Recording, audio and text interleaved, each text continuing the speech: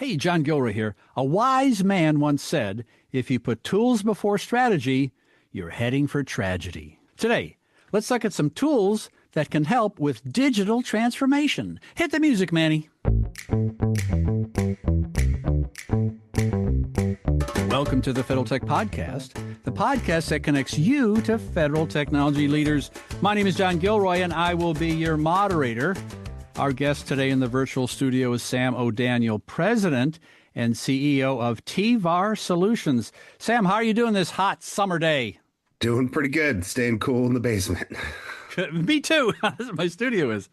Hey, I went to your website, tvarsolutions.com, and I looked at all the companies you deal with. You know, I've done, 1,200 interviews. I think half of them I've interviewed, you've worked with somehow in the past. And so I'm trying to come up with topics for this interview. I got 500 topics. So maybe let's boil it down to maybe some of the basics, maybe the common themes here between how you can help our federal agencies. Maybe talk about cybersecurity, procurement, and maybe IT solutions, and maybe focus on modernization. That's a good 40,000 feet observation. So how can TVAR Solutions help a federal agency maybe pull away from some legacy systems or improve what they have? Where do you fit in that picture? So TVAR Solutions is a small business solution provider. We specialize in helping our federal government agency customers and federal system integrator customers with the most complex technology challenges that we all face and they all face day to day, whether that's cybersecurity, like you mentioned, data center and infrastructure modernization, application modernization, cloud modernization, right? There's a key common trend there with the keyword of modernization itself. So for us, we leverage our best of breed portfolio of technologies with over 150 different OEMs, work together with our customers and identify the biggest challenges that they have, right? Work backwards. You essentially identify what that challenge is, what's their goal, what are they trying to accomplish, and their vision for what that organization is going to look like. And then we can help align the appropriate technology solutions with our customers' needs. And that's not just, hey, you need a widget, here's a widget. It's really taking a true understanding of the different platforms and technologies that are within our portfolio, identifying which ones will work together to help solve and create a comprehensive solution to that customer's problem. Back when I was an undergraduate, I learned all kinds of things about investing and finance, and I learned the word broker. And a broker, in the purest sense of the word, doesn't hold anything. So a real estate broker doesn't hold any. They just resell what they have. So I guess that's the position you're in. Now, the strength is that you can recommend the correct solution with having to shoehorn something in that doesn't fit. And so I would imagine someone like you and your team, you got to pretty well know what these 150 different offerings are. I mean, you got to know them like maybe better than they do themselves, don't you? Yeah, we got to have a very comprehensive extensive knowledge of what they do. And every vendor too, there's some that have over 100 different products. There's some that have 3, right? So not only knowing just what the overarching solution that a vendor can provide might be, but also the intricacies of the different capabilities of their portfolio of products. So, yeah, when you talk about the broker, while we can help be a broker, right? The ideal situation is we're really here to help architect and design the appropriate solutions that take that workload off of our customer, who today is always dealing with a fire here, a fire there. They don't have the time to sit down and understand what's going on in the industry, what trends are continuing to happen in the industry, what vendors are up and coming and solve a unique problem that they might not have come across yet, right? But they know that it's coming. So being able to stay on top of those technologies is definitely something that we pride ourselves on, both from our sales teams and our engineering teams. So I got up this morning, I went to LinkedIn, typed in Sam O'Daniel TVAR. I saw a couple of silly videos that it's like you guys were throwing a basketball. It was like, okay, we're at the end of a 24-mile race and everyone can have some water. Guess what? Tomorrow morning, we're back. It's like, you realize that it's almost a knowledge game. It's like, okay, what happens, I guess, in high school, you imagine geometry, then you go to, algebra, then you go to calculus 1, and you have some progression. But this is like, okay, a new company out here and they do identity management different from the other three vendors. So what's the differences and how can that be? So how can you partner with another company to do the 1 and 1 is 3 thing? I mean, how do you keep up? So, I mean, that video you mentioned was from our March Madness event that we Yeah. hold every year. So, it's a unique industry event where we, as a TVAR team, bring in all of our different OEM technology partners, have a little fun, watch some basketball. But what's interesting about that and what you just mentioned, right? It's all about the network that we have too, right? So it's not understanding and constantly keeping up on trends and reading newsletters and reading analyst reports. But your network's one of your strongest pieces of value in this industry, right? And over the years, that network is continuing to grow and grow and grow. And that event is a great example of bringing together the industry and our technology partners, but you always see someone that you've known for 10 years, 15 years, go from one company to another company, right? And you continue to get that exposure to different technologies. And when you continue to keep and grow that network, you can get that exposure to different technologies that are coming about, right? And then as a company, we will always host weekly lunch and learns with new technologies to educate our teams on the differentiators of each of these technologies and what they do to support the customer's mission.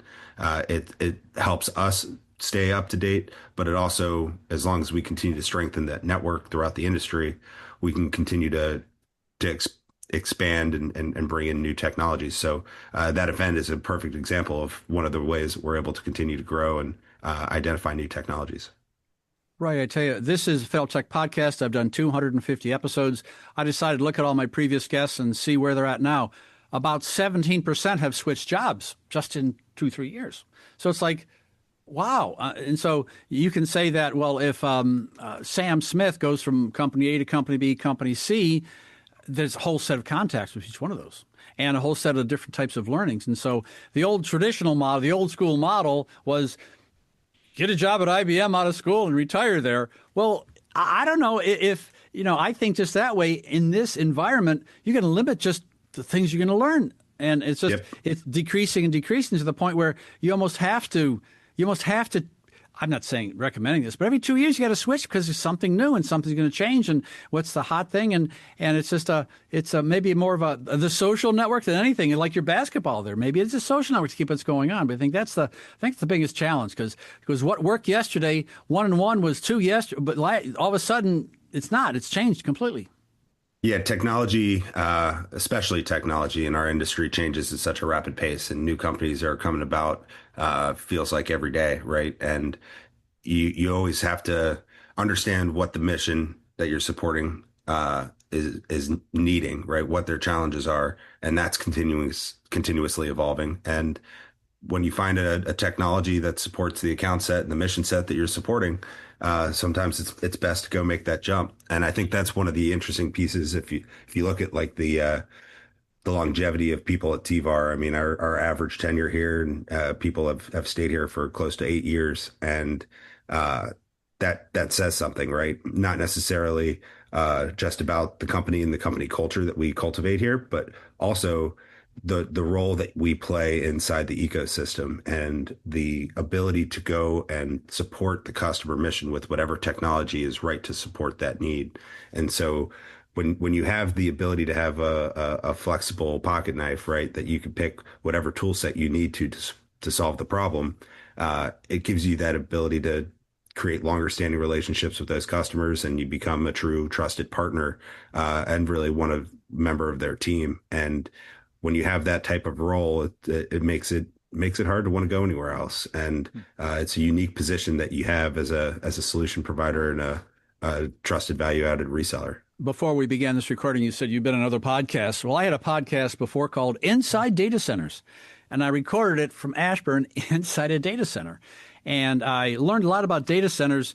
I learned about security and secrecy, and I've dealt with a lot of different vertical markets in my day, but I think the data center people don't want to tell you nothing. They don't want to tell you anything, and you almost have to pull teeth to get information because it's almost a secretive world. So when we began this interview, you talked about data center modernization. So my question to you is, did you encounter the same thing? Is it like a little old boys network here where we're not showing? I mean, it's a tough world to get into. Maybe once they trust you, you're in, but I couldn't get in. Well, at the end of the day, it's about, trust, right? Yeah. You usually get one shot when you work with a new customer, new agency. You want to make sure that you're doing what's right by them, right? That what I always tell my team, right, is we're always here to we're not here to make TVAR look good. We're here to make the customer look good. We're here to solve their problem. And if you do that, you're gonna continue to be that trusted advisor. If you do right by them, provide them with the right technologies and the right guidance. And when it comes to working with folks in the data center and working in just data center modernization, right? Everyone's got different problems. They're all similar, but they're all different at the same time. Each mission's different, agency's different, even organizations within inside the same agency are different, right? So it really comes down to truly listening and understanding what those challenges are, listening to the customer requirements, listening to their needs. When you do that, you could really truly grasp exactly what they're trying to accomplish and then how the best way to go about solving that problem will be. And a lot of the times, you sometimes just have to answer the mail and just and do what the customer is asking you to do. But at the same time, our goal and our focus is to help guide them towards that end state of continuous modernization and evolution inside the data center. About 2 months ago, I was at a Salesforce event. I recorded 4 or 5 podcasts from the floor. And this is the classic software as a service from, I don't know, 20 years ago. And that was all, software as a service. Boy, that's different. Now, there's so many variations on it. Now, there's network as a service. There's satellite as a service. There's ground station as a service. And the most recent one I found is called, from NVIDIA, GPU as a service. I had to figure out what that all meant, and I have a better idea what it is. But from your perspective, how do people go about procuring something like that? I mean, the federal agency is going to maybe doesn't fit in any box, does it? All of a sudden, 10 years ago, they got the as a service box, but there's no GPU as a service. So is this a challenge, just working with the procurement process? So when it comes to these new as a service capabilities, right, they're coming out left and right, depending on what the product and technology are. But it does solve a very unique procurement challenge, and especially in today's world of government efficiencies and consolidated budgets and consolidated organizations, the days of going out and buying millions of dollars worth of infrastructure and putting it in a data center in your building are dwindling, right? The government wants to reduce physical footprint. They want to reduce overall overhead capital expenditures and infrastructure. And these large capital procurements and buys that cost sometimes tens of millions of dollars, a lot of the times these organizations are buying for the future. They have the budget today, so they go buy what they think they're going to need for the future. And it might take them 5 years to get to that point of utilizing that investment from 5 years prior. And so for 2, 3, 4 years of that procurement, they have a bunch of resources that aren't utilized. And when you start to leverage things as a service as you need them, when those requirements come about, it really enables organizations to acquire technology quicker. A lot of those as a service companies or programs will enable a longstanding contract that you just execute a task order. You expand as you grow, as you need. And it allows for organizations to more effectively budget and also consume the technology that they need. So instead of doing the big $5 million purchase to buy a big box that's going to sit there half empty for 3 years, you could just buy what you need at a much lower price point. And as those requirements come about, you could disperse that payment over the course of 2, 3, 4, 5 years. And it really helps simplify and provides better, more cost-effective solutions for the government and driving better efficiencies over time. I was doing some work in my garage the other day, and I had to find a 10 millimeter socket. Okay, I went out and grabbed it and found it. And in the same shelf, I noticed there were 2 sanders right there for redoing furniture. And I said, well, that's nice to have. I didn't realize I had 2. So I went back and I fixed the fence and got back in the house. Now let's apply this to the federal government. You just mentioned, resources that aren't utilized. It may be that an agency has resources there that they're not utilizing the full capability of, only partially using them. And someone like you who's got this Swiss Army knife, well, wait a minute, did you know that, product A can also do, it may be one of your biggest values is not selling more light, but just leveraging what they existing. All of a sudden, then you build the trust. That has got to be part of your understanding of this. I mean, there are a lot of reasons. I know that stuff in my garage that I don't use. I mean, so everyone must have that too. And it's in the virtual world. How do you know what's on your shelf? Well, that's back to what's going on in the world of the government today and driving efficiencies, tool consolidation, and the ability to go in and be a trusted advisor and identify the different products that an organization has. Not only is there probably extra capabilities that they're not utilizing, they might not even know that they have it licensed, but there's also many cases where a network organization has a product because it had a need to solve for them inside just the network, but the security team is also utilizing a different product that also does similar things, right? And so in the world of the government in 2025, it's been great to watch these organizations identify all of the different kind of technologies that they have, the softwares that they have, how many licenses they have, what are the different capabilities of those things. And so from TVAR's perspective and the way we're approaching our customers is we are sitting down and having those discussions with each of them, right? Hey, you've got these 4 products here, right? 2 of them are doing the same thing. Third is doing something similar, but you own all these capabilities with product A. Let's figure out exactly where the gaps might be and see if there's a way that company A can still fulfill that gap. So then instead of having 4 or 5 different technologies, you can consolidate into a single product, a single platform that's going to make it more efficient to manage, easier from a procurement standpoint because you've got a single OEM that you're working with. At the end of the day, you'll probably end up getting better support if you're utilizing a single platform than trying to integrate 4, 5, 6 different products together. And we're seeing a lot of success with our customers who are doing that homework with us, right? I think that's another big challenge is doing the homework and really diving deep into what they have, how they're using it.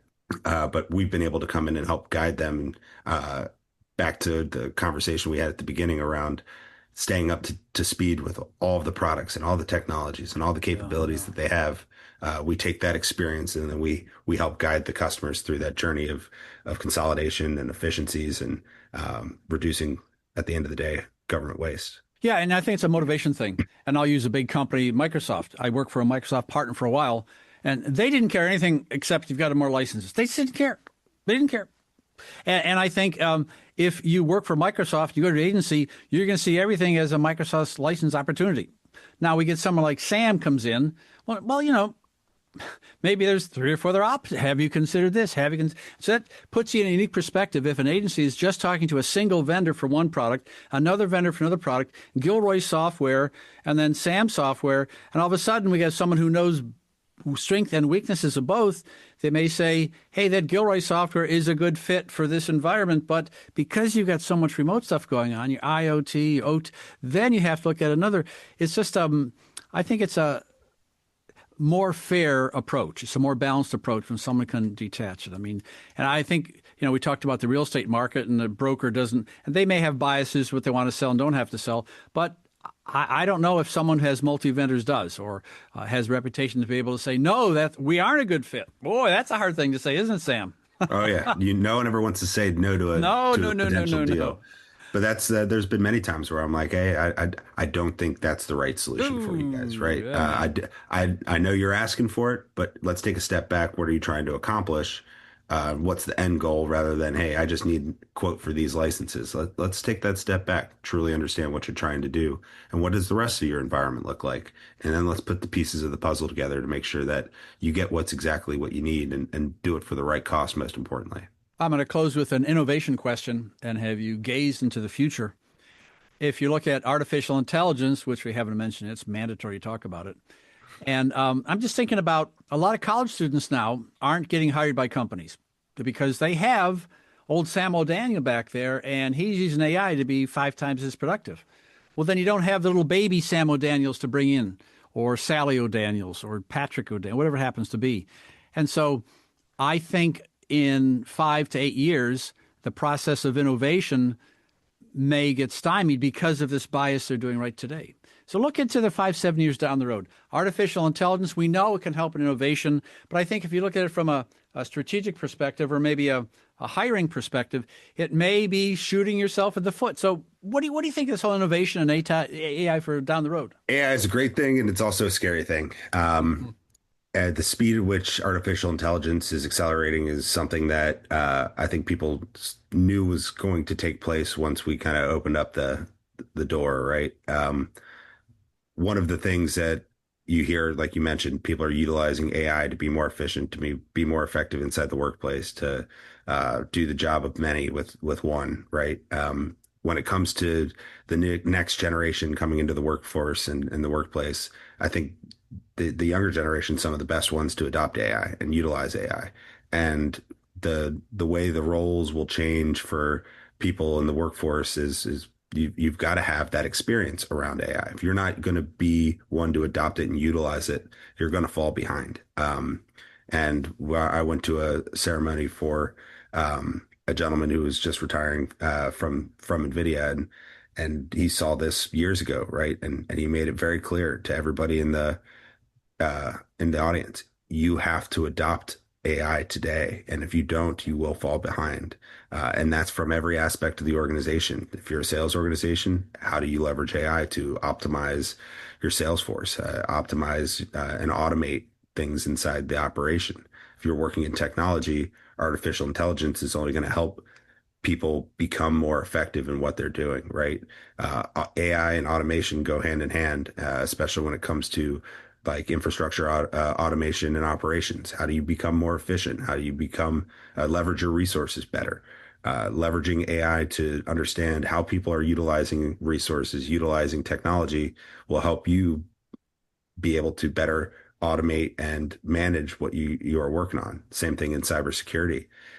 AI is going to be a critical tool for cybersecurity organizations moving forward. It takes the human error out of identifying malicious insider threats. It takes the human factor out of identifying unknown actors in the network, right? Leveraging AI that can identify a pattern that might be missed by a human in a SOC will make sure that organizations are going to be more efficient, more secure, and will continue to drive continuous innovation inside the organization. So in the next 5-7 years, I think it's going to be, we think it's prevalent now, but it's going to be even more widespread. And I think if you're not adopting it and jumping on the bandwagon, you're going to be in a position where you got to figure out how to catch up. Yeah, good. Well, unfortunately, Sam, we're running out of time here. You have been listening to the Federal Tech Podcast with John Gilroy. I'd like to thank my guest, Sam O'Daniel, President and CEO of TVAR Solutions. Thank you very much for having me, John.